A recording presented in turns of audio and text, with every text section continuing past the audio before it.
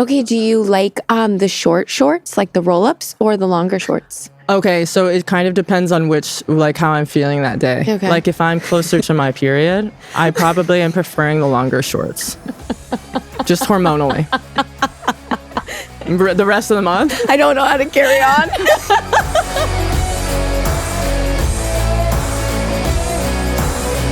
Welcome back to the Recap Show. We are so happy that you all continue to listen to us. Okay, so today we are doing a starting five, I think in honor of the basketball. And the topic is gay sports. And we're bad gays, so we couldn't come with 11. So we went with the basketball, starting five. Okay, I would like to go with Ellie the elephant. Why? Because now we're getting into basketball, and I realize that Sparky doesn't have anything on Ellie the elephant. Wow, traitorous. I know. I'm going to go with protecting trans athletes. Oh, that was really beautiful.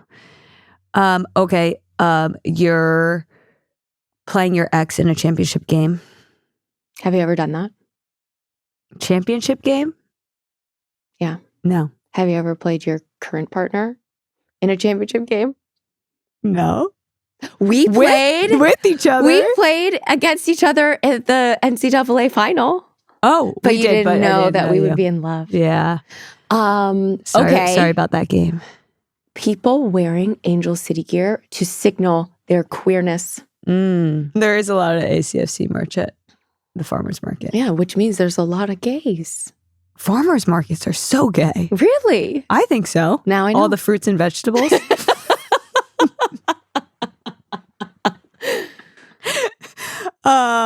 Okay, I have one. When I'm leaving a stadium and fans are yelling, "I'm a terrible gay too." That's good. That's meaningful. Yeah, it is. Yeah. And for the bench. The bench? What happens on the bench? We have a starting five, and then I've benched a player. Oh, let's bench. I have a lot of things I'd like to bench. Oh, let's go for it. I'm starting.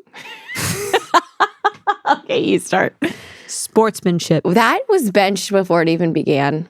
If anybody's saying sportsmanship in 2025, you're lame.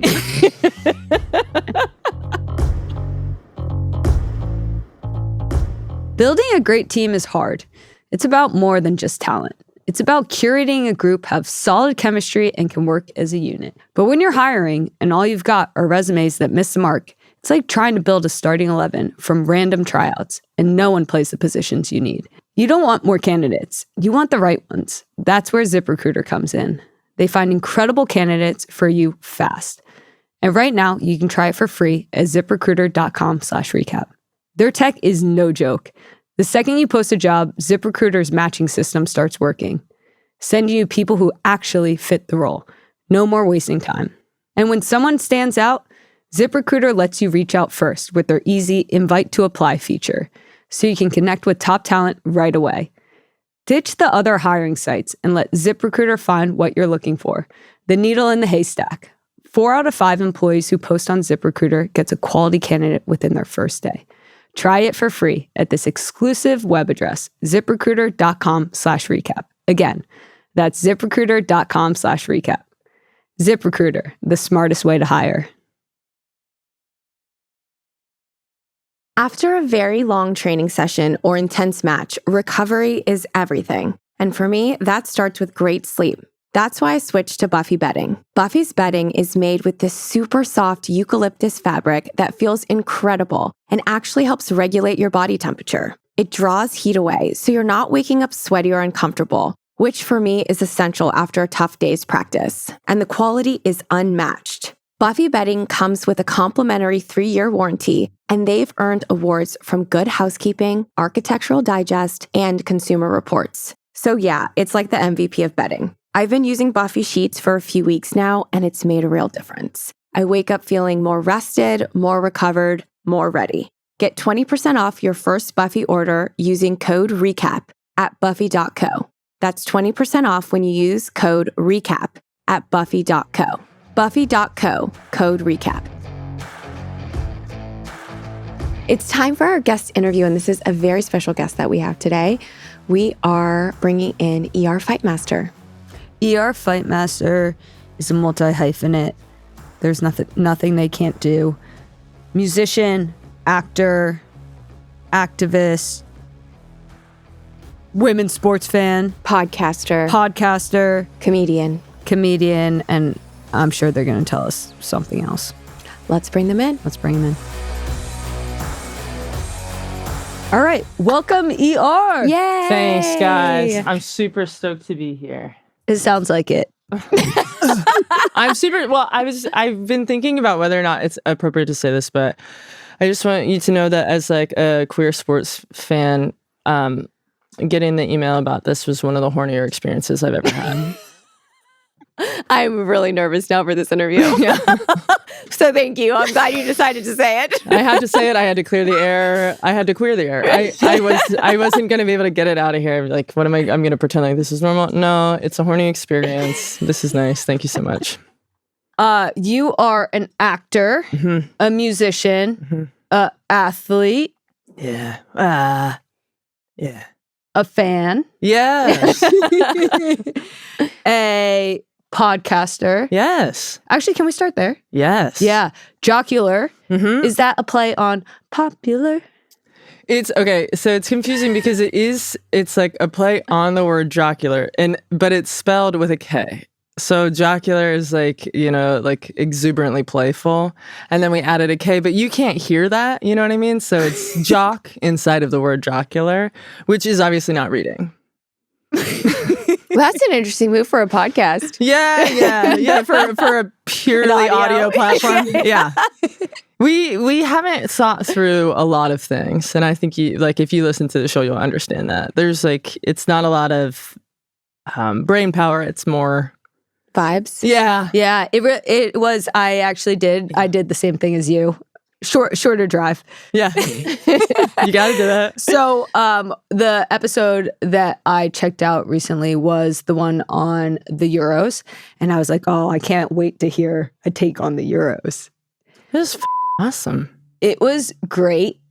I definitely understood the vibe of the show. Really, really. Your co-host situation, you guys are really good friends, right? We're really good friends. We've known each other for a long time. And I think at this point, so it's Katie, Kershaw, and Tien Tran, and we all came from Chicago. We all did comedy together. And I think we all have found that our base particularly is people that are new to sports, or people that have really loved sports for a long time but didn't feel like they were finding something that they wanted to listen to. Like ESPN wasn't the vibe. And so we're always trying to split the difference between giving them actual information about sports and making it playful enough that they want to stick around. You know what I mean? Because I know if I was going to get my mom to listen to a sports podcast, if I said a single statistic, she's out. But if I'm talking about the jersey's so pretty, and then I can sneak in and they're underpaid, and you build your audience in that way. Yeah, no, that's exactly what we kind of figured out too about sports and media, and that was our biggest frustration and kind of led us to starting this podcast. So how did you get into sports? Well, I grew up playing sports, and I was never great, but I was always the captain. And I think it's because... Ooh, that says a lot. Yeah, I was always... What does it say, though? Especially if you're not great. Not that you weren't. I can't judge, I wasn't great. I was a good defensive player, a solid defensive player, and I think a good leader. And that goes across the board for any sport I played. Never a high score, but for volleyball, I would lead my league in blocks, but my hitting record absolutely disgusting. I love that you said you weren't great, and then you said that you were a defender, as if that explained not being great. That explains a lot for me. That's my hang up. To me, the greatness in retrospect would be oh my God, remember that game I scored 30 points? I don't have that. When I look back fondly, I think about that time that that hang time, when you're in the air and you block a girl and you're both coming down at the same time together, and she's feeling the air come out of the room because she got blocked so humiliatingly, and you're about to say something really nasty to her. And in that like glorious time, like when I think about playing sports, that's where I'm like, God, I miss that. Yeah. But I'm not gloriously recalling any of my incredible spikes. I didn't really relate to that action. Are you not a talker? Oh, I'm definitely a shit talker. So da. But the blocking of the shot thing midair, that doesn't happen in soccer. Do you have that feeling like I don't know, you get the ball back and in that moment, or you're even just dribbling around somebody and you recognize that this is a humiliation that's going to stay with them for the next 2 years? Yeah, of course. Especially, I do miss that. Yeah, when it's on camera. I'm like, oh, that just stinks for them. That's going to be played forever. I'm still hung up on this notion that a defender can't be great. Well, and mind you, Let's just go a little deeper there. I think a defender can be solid. You actually are standing by this. You don't think there could be a great defender? I'm with ER here. Well, you're thinking. You have to think about it in. These are sports that require both. So, like, if I'm only really great at defense, I'm still getting points for my team from my blocks, but I'm not carrying my weight on my kills. And so, to me, that I'm not great for my team. I'm a great leader. I'm a great defensive player, but all around, that wouldn't be true. Oh, I see. Yeah. That made more sense. Yeah. I'm a pretty realistic critic of my performance. You are or you aren't? I am, I think. Okay. Yeah, like I would never say that I was a great athlete because I think I'm in the room with great athletes, so there's no way that I would ever say I was a great athlete. You know what I'm saying? I'm not psychotic. You'd be surprised what people say to us. Yeah. I would not be surprised. I think the amount of people that say that they're great athletes and then like you ask them about any part of their, even just like high school career. Yeah. No. I love hearing about people's high school careers. Yeah. That's my favorite topic. Do you get it a lot? Oh, yeah. More from men or from women? Men, of course. Of course. Yeah. Yeah. Yeah, women That was wouldn't a leading even question. question. Would be like, yeah, no, it Yeah. definitely is. There's one person in particular I'm thinking about, but we'll move on. So back to the Euro. I want to go back to this Yes. because there were two things that I learned on this episode.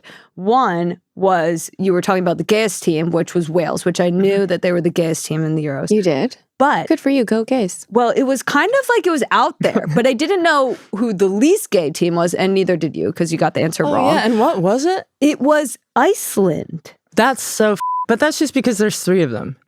What? There's 3, the Icelanders, there's like 3 of them. 3 total. people? Yeah, totally on the island. Got Like, it. It's a small there's community. And all 3 of 11 them. on the field. Yeah. No, they're importing them. But They're lying. They're adding like daughter to the last name. And there's lots of daughters. Yeah. Well, so you just got an Icelandic player on your team. She's so I straight. was thinking if we could get to the bottom of this, if that's actually true. Okay. I'm on it. Great, thank you. That kind of I like thought about that, and then I don't think it was you that said this, but I learned a new way to say UEFA, UEFA. And that's when I was just like, no, I can't. But did I can't. say it? Did I say You it? did not say it. Thank you.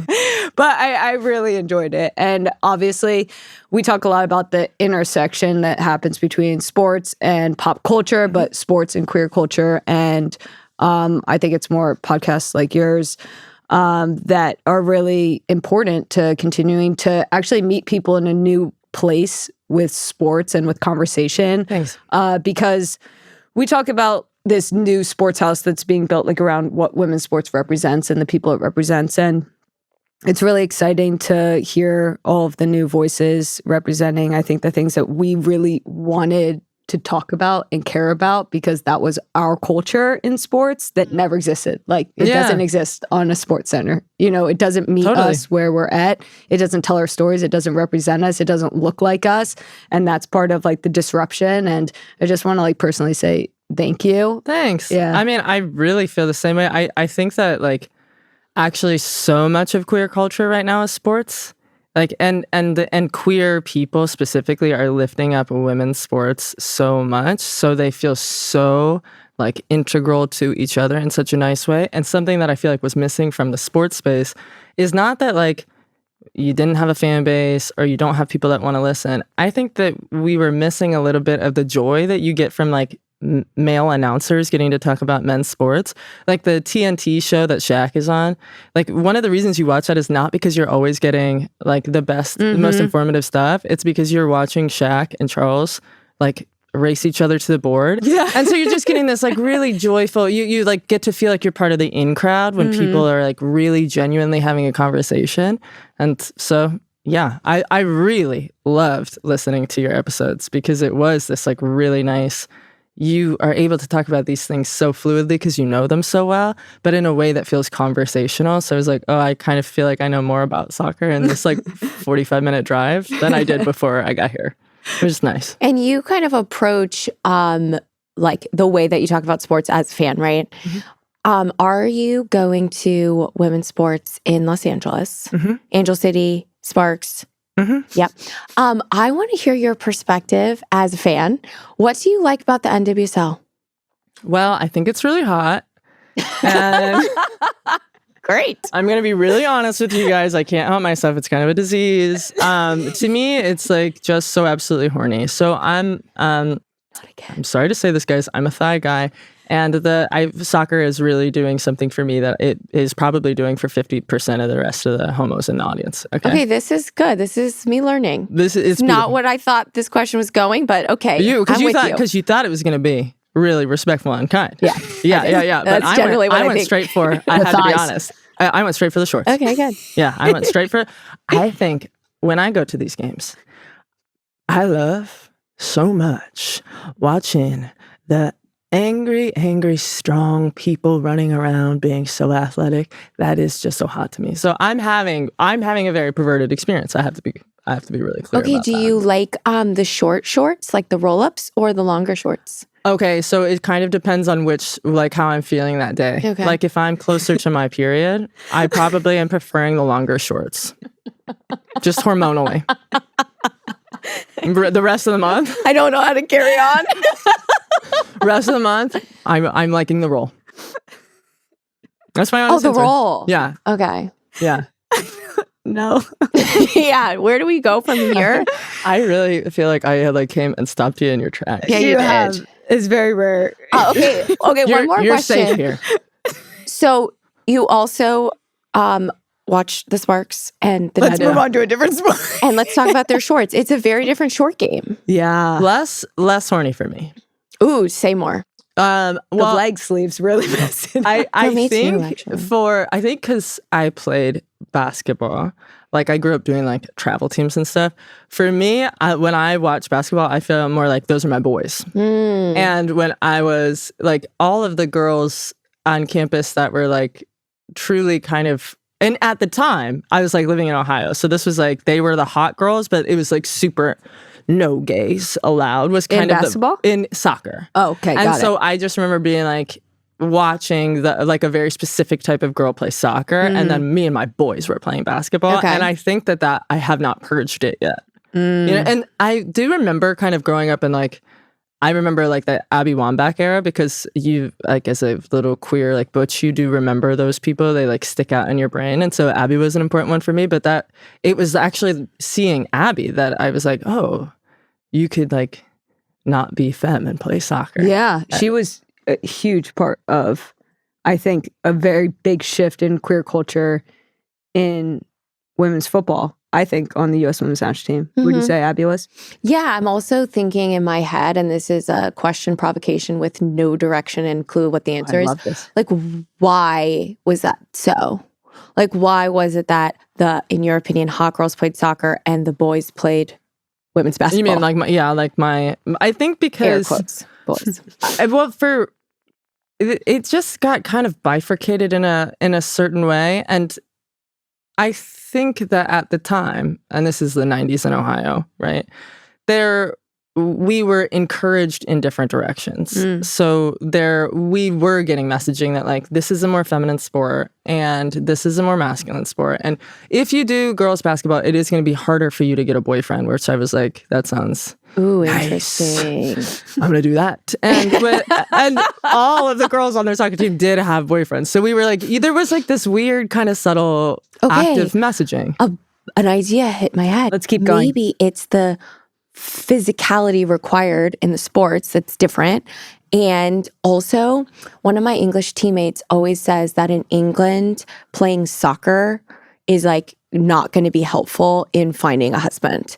But in the US, she comes here and she's like, all of you all have famous husbands. Yes. And there's like a little bit of something there where in England, obviously, it's just the most male-dominated sport. Like it is their sport. So then when women are playing it, they see it a little bit differently than we see it here. Are you tracking with me? I'm tracking, yeah. It is It's also cultural. a race thing too, right? Because there's just more like Black culture in basketball.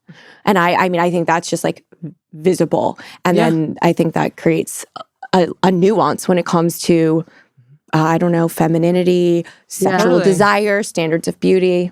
Yeah. Well, and even like the build, you know, like basketball players we're like, you know, tend to be taller. So that was already this like sorting bigger process. upper bodies. Yeah. And, you know, just like growing up a little girl, you know, like in Ohio, just having that. And then once again, it was just this messaging, all of the messaging that you get as like a little girl at that time in Midwestern states is like that everything is leading you on a path to finding a husband, even if you're in like a progressive area, which I was not. But it's just like all this subliminal messaging of like, one day you're going to find a man that doesn't care that you're so freakishly tall.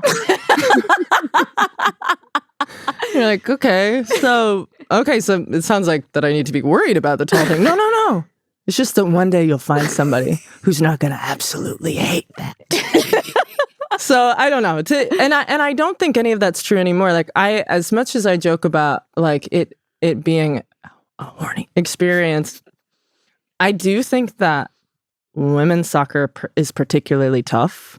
Like it's so physical. I think like the amount of men's soccer I've watched is very low, but part of it is because I don't like how often they cry. Like I'm a little old school like that where I'm like, stop. Like you did not tear your ACL. You got lightly grazed by his boot. Like that's enough. And you're on the floor holding your knee. That's embarrassing. I'm out. And this game is going to be 2 hours now because you're rolling around down there 16 times. Enough. You do not see that in the women's game. Not really. Like it's some tough. Can I say bitch? Mm-hmm. It's some tough bitch. At this point, you can say whatever. I lubed him up. It's some tough bitch. The hits that people are taking and then immediately just popping back up, it's like pretty hard not to respect it. And that is also part of what makes it horny. Oh, I thought that was you were going to say. That's part of what I appreciate about the NWSL. Well, now you went back to your first reason. The horny's part of it. Honestly, I'm a new fan to women's sports, so helpful too What do to you mean? understand what's happening. Because when you play the sports, you don't have any idea of what it's like to watch someone play the sports. Oh, that's fair. As a fan, yeah. As a fan, and you're not ever in like the crowd. It's not even, you can't even really go and participate in being a fan of other sports because you're just like, all you do is your sport. Yeah. And so I think for me, I'm learning more about our own fans from one now. Well, yeah, and also from ER and the perspective that you're bringing on what our fans are actually thinking about when we're playing, and we think that they're appreciating our prowess. You have to know that it's both. You have to know that it's both. Now you I have to be know. fully aware. That's like me saying that when I'm acting, I think that they're purely watching it because they love cinema. Like we do like to see people do things that they're great at while they're attractive doing them. And I would argue that people are the hottest when they're doing something they're good at. So there's kind of, to me, everybody is like kind of like a glowing little golden orb. And you're asking a bunch of like culture hungry dykes not to be like totally excited about this. Okay, Impossible. so I don't know if you know this, but I have a wholesome brand. And in my mind, bleep me. And in my mind, people are rooting for more than just our football prowess. But the other side of it is the equality side. And this is what I think about a lot. I think about all the fans appreciating what we do because we are creating progress in society. And that is how I think of the duality of our fanship. Okay. Until this interview. Is ER coming on the recap show talking about being horny for women's sports. No. Oh, don't you start using that word. It's too much. Oh, that's so cute. It's too much. Okay. What if back to my cards. What if I reframe it for you in this way? Okay. If I was a dude coming on and talking about women's sports in a patriarchy, in a largely queer silenced patriarchy, in which we're trying to ban transgender women from sports, and we're constantly talking about like, oh, she can't have a leadership position because of her period, and we're complaining about equal pay and asking for all of this stuff from our new contract bargaining agreements. Like, if I was a man coming on and I was just like, I just love seeing you girls out there, that would be bad. That would be disrespectful. Be annoying, yeah. It would be f***ing annoying. But I really promise you that I am coming at it from this position of one of the first places I ever got to see even a hint of queerness was sports. It was like, it's truly the first place that I was in a sexual relationship with my first girlfriend when we were 14, and we didn't know we were having sex because we didn't know what gay people were. So then when I'm like kind of watching women's sports, this is the first place that I'm seeing it. And I think that actually a lot of kids in the middle states, that's true for them too. So you see, I experience that with my music sometimes, or even with like acting roles, that a lot of sexual energy gets placed onto the thing. But I really take it as like, I'm so happy that we get to be a place for you to see so much of yourself that this is like excitedly pouring out of you. You know what I mean? Okay, what I'm hearing is I wasn't wrong. You're not wrong. But the duality that you're talking about and that I'm talking about are actually the same. And here we are. I was going to say, now you know what I deal with. She's never wrong. She doesn't need to be. She's gorgeous. Exactly. My partner is never wrong. That is an absolute fact. I What? find my partner, the beautiful lady. You learn that it's not worth it. That's not worth it. It's not worth it. Oh, Tobin likes a fight. I'm Well, I'm wrong. a dragon. Yeah, so am I. This is kind of what I came here for. Okay, I have a question because I'm steering this ship. I love this. Yes, more wholesome. Okay. No, it's okay. This could be a little like, gray. So I think about this a lot, that sport is one of the only industries that is very divided in gender, and in a lot of ways, gender binary. And I was just wondering, like, what your experience is with that. Like, and especially with women's sports, you're talking about how it's the first inkling of like queerness that you see. And that's like something that so many people love in women's sports. But at the same time, it's like one of the only times like that you literally work separately, like not at the same company. And in a ways like comparative and divisive. Okay, so you're talking about splitting it, but like sports being split between men and women. Yeah. Okay. What I find impressive about women, and this is true historically in such a beautiful way, is that because women, even like the whitest of all white women, you're still existing in some way on the margins, right? And there are all these like scaling privilege walls, of course, but you're still existing on the margins. And so I think when you're watching the whole world from the margins, you tend to kind of link arms with the people that are also standing with you. And so women's spaces, all women's spaces, are going to be more empathetic to everybody else. So you're going to see in women's spaces a lot more non-binary players, a lot more trans players. You're going to see women that look different. You're going to see different races. You're going to be talking about women being able to leave for maternity leave and being just as valued when they come back. That's happening in the women's space.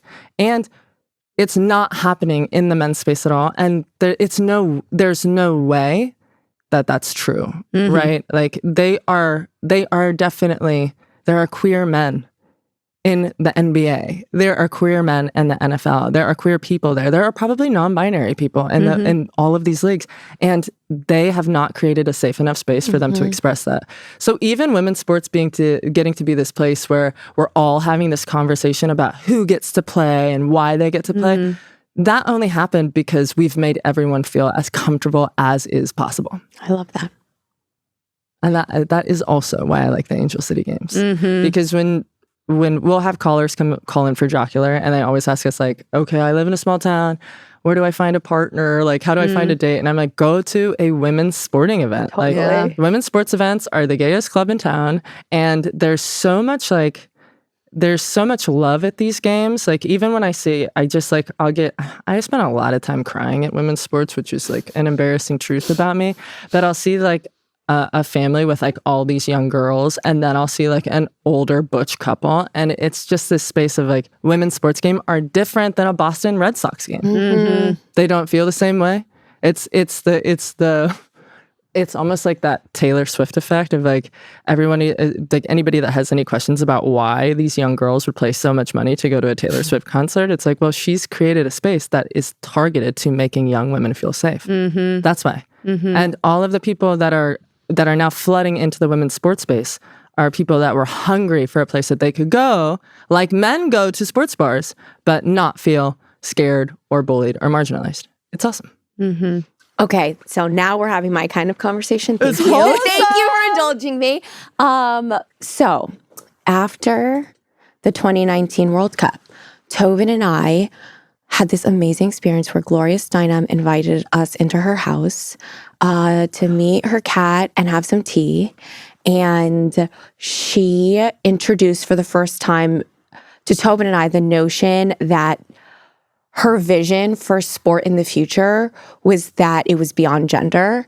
And at the time, that was our equal pay, like the climax of our equal pay crusade.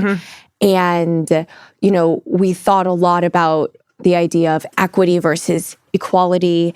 And we were like grappling with these concepts of like, why is the best thing we can do asked to be just to be the same as the men? Like, why is that what we're fighting so hard? Yeah. And she introduced this concept that she believed that the evolution of humanity would lead someday to all gender playing sport together, and the physical differences between the genders just disappear. What do you think? Well, I love the idea of that. I think that there should be more spaces that are co-ed, because I think a thing we talk about on the pod a lot is like there are the jockeys that are really, really talented, but if you put them on a basketball court against Shaquille O'Neal, they're going to be pretty embarrassed. And if you put Shaquille on a horse, he'll kill it. Okay? So and this is not to say that these are the massive differences between men and women, but it is to say like, I think we should be in a space where we're admitting that everybody's body, as in the sports space, is really excellent at a certain thing, especially at these high levels. Like when you're even like looking at something like the Olympics, like everybody is so truly incredible. So it's finding a space where everybody would be able to be highlighted, and what sport is that actually are we capable of? Because if we're talking about doing that, if we're making co-ed football, like it is going to be a weirder experience, and the fans are going to be more brutal about it. And anything that happens to a woman on that field is going to be up for debate in a way that's actually going to be pretty unpleasant. But soccer does uniquely feel like a space where, frankly, the women are tougher and the size is not as imperative. And the thighs are all looking kind of the same size. Okay? No. Please. The thighs? The thighs. Yes. No. Yes. Tobin and I's thighs are completely different The same sizes. size as my thigh. That's not what we're talking about, Tobin. I would say I thought we were going to biggest... get to the calves. Show. I make you show me your thigh. No, I'm saying the biggest thigh on a woman, I don't think is going to be smaller than the biggest thigh on a man. And in soccer. I thought you meant between us. No. Okay. Oh, no. I was like, there's a lot of diversity of the thighs. No, I totally agree with that. But I do think that there's, especially because soccer is such a endurance sport, leg-heavy endurance sport, that is a really more even playing field. Interesting. Yeah. I actually think, though, it's interesting because we always talk about what we want to try to do, which is like give the gift of the locker room of like these unfiltered badass women to just give that kind of liberty to every single woman on this planet. Like the feeling that we had in that locker room. And it's not excluding people from sport. Like you don't have to be really good or even play sports or even know anything about sports or even like football to be included in what's happening in women's sports, to be a fan of women's sports. And that's the difference, I think, in the type of media and the way that we talk about it, that we're trying to like create a new door to this, to what sports can even be and who can be included in it. Yeah. And Chris and I always talk a lot because for me, I kind of fit into like the sports that I saw. You know, I liked the masculine version of sports. I fit into it really well. I could talk about it really well. But like for Christen, she always says like whatever was happening like in men's sports, like she couldn't even connect with. There was nothing Not about interesting it. for me. I love that. You know? So like, and I think in a lot of ways, that's what we're trying to create in women's sports, is that there's not like this one idea of somebody that belongs in sports. And if we can show different pictures, if we can tell different stories about women's sports and even the way that we talk about it, like, can we totally change the narrative of what sports is, what it looks like, what it feels like, what it means to people? And I don't think it necessarily is about creating a society like Gloria blew my mind, and I think about that day all the time. But what we have created in this locker room or this new sports house, where it was just women, you know, gave this ability for something magical to happen. That's a really nice distinction, because while we can argue that, sure, there should be more co-ed opportunities, I think the truth is that equality would be women's sports just being as appreciated and as respected and as wonderful and as paid for as men's sports are. Because I think that when we do go to an Angel City game, we are getting to have this like beautiful experience of like this entire stadium devoted to all of these women in sports. And that is a feeling that I don't go to. Yeah, no, we're like talking about attention here, right? Because there's like the ideal, the perfect, which is in every circumstance, every day, people of any gender identity are treated equally, right? But that's not our reality. So with the reality we're living in, having spaces that are safe for us women, non-binary humans is really, really important. And Tobin and I lived in England, and we swam at a ladies' pond. And, at some points in my life, I thought ladies, no, it wasn't ladies, it was elder ladies. Okay, I need water. How old? We were definitely the youngest. Yeah, everyone had gray hair but us. Okay. Yeah. They were living a really long time because they had this ladies' pond. That was like the pond of youth. Yes. But there was something so sacred and something that we connected with because of our locker room and understanding that these walls where there is no male gaze can be so nourishing. Yeah. Totally. And I feel that I have a odd experience in like I've had odd experiences in locker rooms at like public gyms before, because if I'm just in like my clothes and I've got a fresh haircut, then will walk in there and I will see someone and be like, oh! And so, and you don't want to make anybody uncomfortable, right? Yeah. But I like grew up playing sports, so I don't feel that kind of discomfort. And I've had these conversations with queer people about like, well, what would you want to go in the men's locker room? And you're like, that's the furthest thing. No. I'm not going in there. Okay, I don't like that. I do think that one of the spaces that I'm talking about, and I'm gonna drop it, is that I was talking about Equinox. And Equinox I joined when I first got to LA because I didn't realize that it was like really kind of like bougie and gendered. And when you go into the bathroom, there is a flashing neon light that says girls, girls, girls. And then, yes, girls. Girls. And you're like, why? Why? And honestly, people might understand, like people might mistake me for a woman, but no one energetically is looking at me and going, girls. And so it's truly setting up the people inside of that locker room to have a startling experience. Then I joined a queer gym, and the awesome part about this queer gym is that the locker room, it's not like you're checking to see what anybody's sexuality is before they come in there. I know that one of my friends joined the gym who was just like a regular straight dude who's just a good guy. We're all changing in the locker room together, and it's trans people and cis women and cis men, and no one's being disrespectful, and everyone's saying, you got your back turned, you don't go out of your way to make anybody uncomfortable, and that's done. And I'm like, that truly felt more to me, like joining this queer gym felt more to me like playing college sports than going to girls at Equinox. Good to know. This episode is not the sponsored by eucalyptus Equinox. towels, incredible. I do miss that. That's what you don't get that at the queer gym. Yeah. To like bring your own towel for the environment.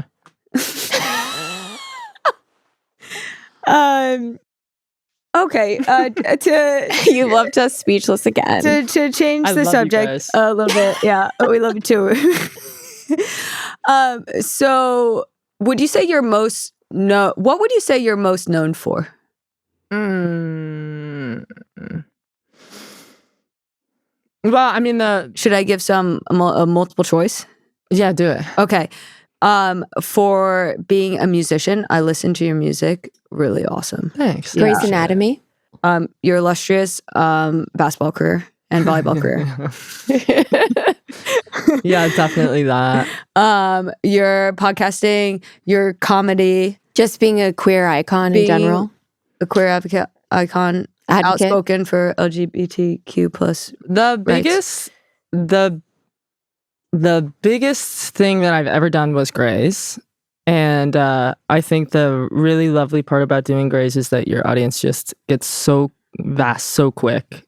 And you're playing on screens literally across the world. Yeah. Like it is like one of the most shown programs of all time. It's like how people learn English, which is like Friends. You know what I mean? It's like it's one of those series that people literally grow up with, and so you get to enter people's homes in a really important and lovely way. And when I joined Grey's, I was one of like 2 non-binary people on network TV ever. Wow. So it was like a big deal, and it was international news in a way that maybe it wouldn't have been if we were like further along. You know what I mean? Like if I joined the show in 2028, I would hope it would feel a little bit different. That now we've got the representation where it wouldn't have been such a big deal, but it was, and it was awesome. And I'm really grateful for that experience because it did help me.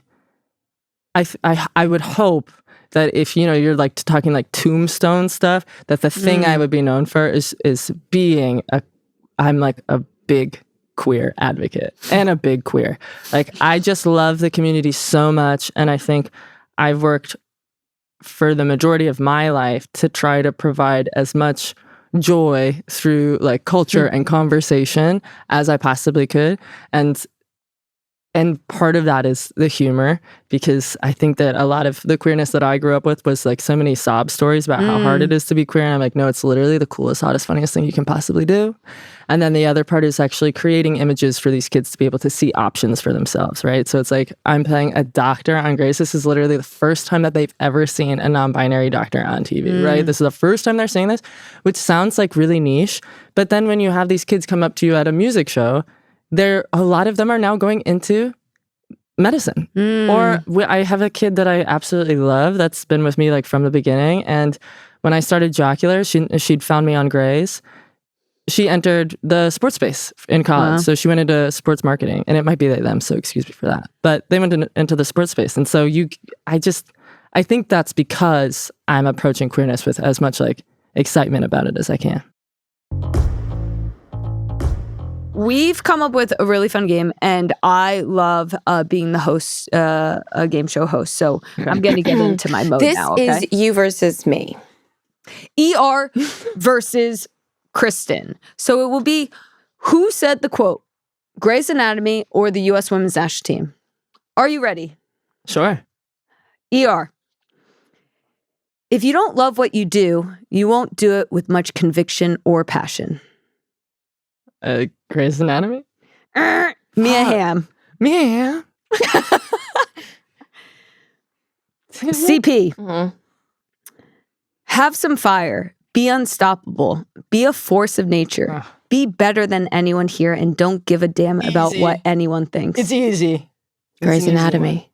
You're really helping her out. I know. here. You know, I was going U.S. Women's National Team until you started screaming, easy. And then I was like, well, who said it? If you know it. Well, I can hear a Shonda Rhimes from a mile away. That's so funny. This was Dr. Christina Yang. Oh, great character. Great character, for real. Okay, E.R. It's hard to beat somebody that never gives up. I hope it's the soccer. Megan Rapinoe. Thank God. Maybe like Derek Shepard. Okay. Last one. Last one? Yeah. Okay, fine. CP, the concept of achieving greatness reminds me of my elementary school math lesson on infinity. What is greatness anyway? This alluring, ever-distant word both taunts and Christen Press. In vlog. Rookie for life. Am I right? You're right. Yes! I've won. It's 2-1. Okay, folks. And did you hear that? We value our guests. I'm going to be so bad at this.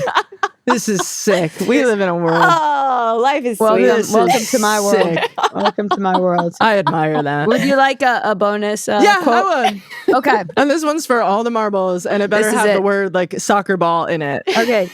Keep dreaming, even when people laugh at your dreams or tell you that they're impossible to achieve. Keep believing in yourself. This is soccer. Say it with your chest. This is soccer. This is the soccer. It is. Thank God. What is Tobin Heath. Soccer. Oh, Really? I wouldn't even have known my own quote. Well, I mean, And who was else thinking would you talk wouldn't about have their known your elementary quote. school other than me? No, Shonda Rhimes. They're gonna edit this out, but that one was worth 5 points, and they said that right before this. They said that last one was worth 5 points, so technically I won. Yeah, I but think they'll so. edit that out. You won't hear that at home, folks. Okay, E.R., anything that we should look out for? Because I got this cool swag. Are you playing anywhere soon? Should we know about something? I'm opening up for the Beaches. Oh, sick. Yeah, in like Detroit, Indianapolis, and Milwaukee in October, and it's gonna be Amazing. awesome. And I will be honest, there's going to be a big load of music coming soon. Very exciting. Well, you heard it here first. Thank you so much for coming on our show Thank you for letting me say horny so many times. and teaching us all a lot Yep. and making me rethink my profession.